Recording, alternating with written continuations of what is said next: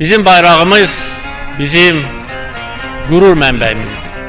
Bizim bayrağımız bizim canımızdır, bizim yüreğimizdir. Bugün Azerbaycan'ın her bir yerinde Azerbaycan bayrağı dalgalanır.